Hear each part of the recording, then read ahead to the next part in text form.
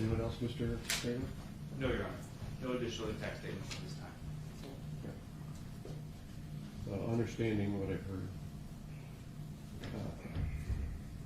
I think scoring 15 points for OB5 is appropriate. Okay. May I make an argument then, just so my record is clear, Your Honor? Sure. So, first, I would rely on the Court of Appeals opinion in People versus Jaber, which where they expressly addressed this issue as a quote from People versus Bailey. And at the time, the sentencing court heard the following information from the murder victim's wife, and said that the couple had been together for 36 years. They would have celebrated their 20th wedding anniversary, but for the murder. The victim's wife also said that she had forgiven the defendant, even though her husband lost a son, they lost a brother, a grandfather, and a great-grandfather. Later, the victim's wife told the court that she prayed the court would impose the sentence that the defendant deserved.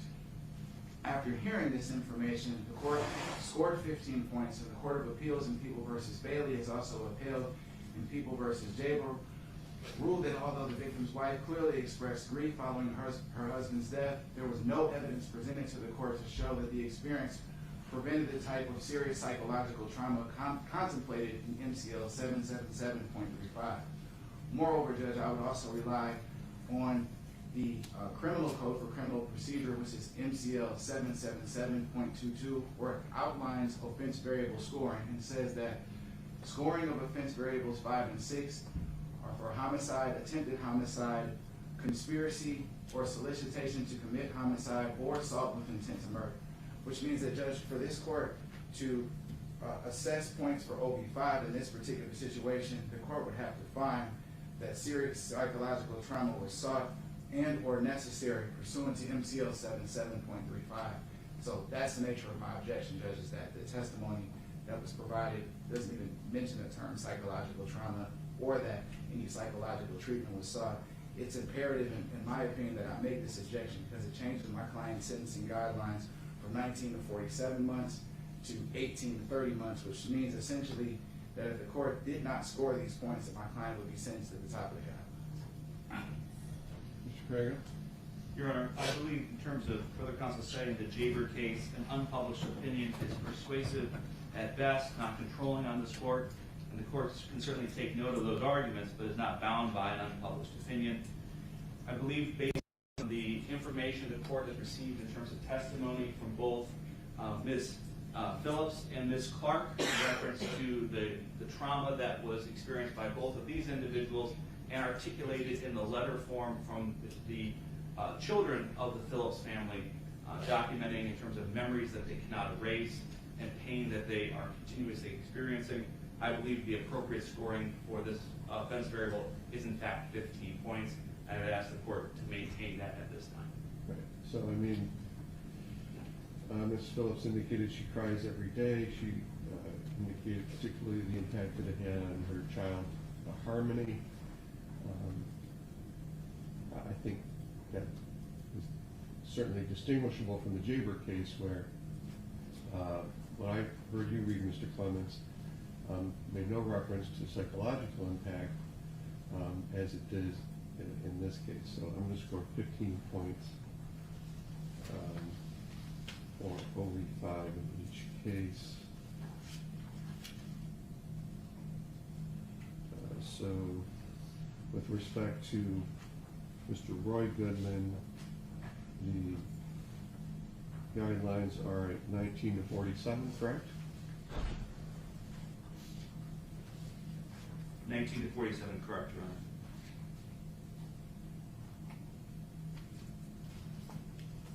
And with respect to Mr. Lena Goodman, the guidelines are 19 to 38, correct? Correct.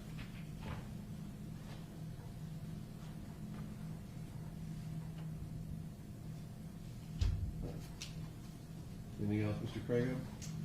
Just very briefly from the people, Your Honor, I certainly cannot improve upon or expand the record in reference to the pain and suffering that the Phillips family has endured. The court has heard from Ms. Shante Phillips and Ms. Roxanne Clark, and by way of letters from the victim, Mr. Harold Phillips' family. in terms of his minor children. Your Honor, this is a tragic case in terms of the loss of life of a 35-year-old man who was returning home that evening at the bus stop at Longacre in West Chicago when he was mauled by the Goodman's dogs at that intersection, Your Honor. And in reference to the types of cases we routinely see in this metropolitan area over the past decade or 2 decades, there is this painful frequency of dog-related mauling cases. And I'm thankful that Ms. Phillips-Lachante has some closure in this particular case, and that the words of the smallest children in that family could be heard by the Goodmans, as Mr. Goodman is anticipating serving a prison term in the Michigan Department of Corrections, and Ms. Trevina Goodman has an upcoming in terms of responsibilities to this court for a number of years, that the words of those children will continue to ring in their minds as they move forward in this case, as they think about their actions and their inactions in this case that has led to the tragic death of Harold Phillips.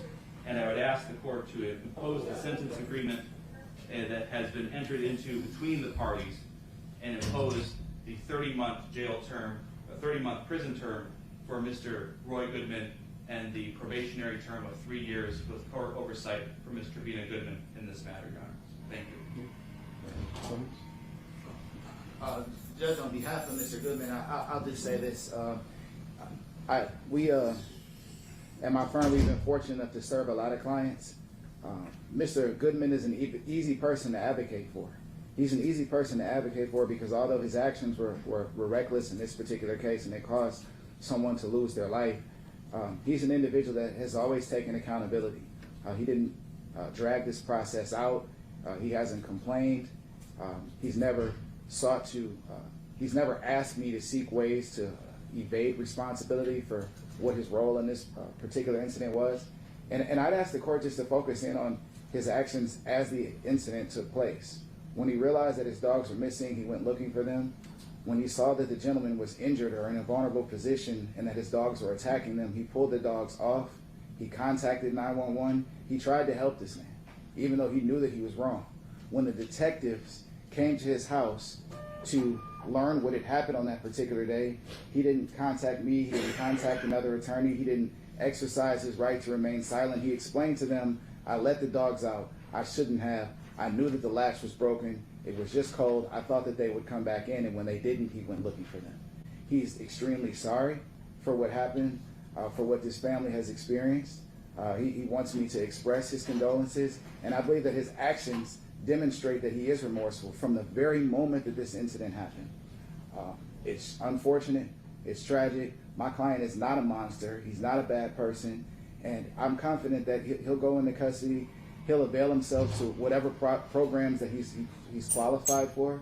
I'd ask that when the court has an opportunity to evaluate him for said programs, that he be admitted in, because he's an individual that has demonstrated that he appreciates, one, the veracity of his actions, and two, his responsibility to reform his conduct, and he'll do that.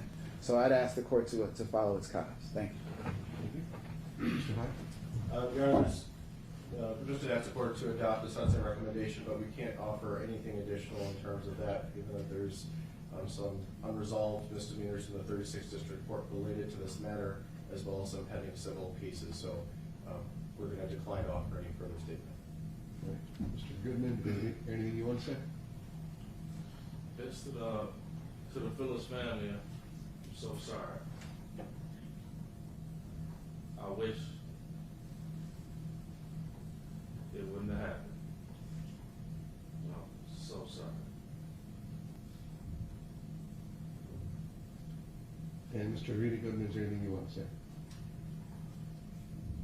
I can't hear you. No.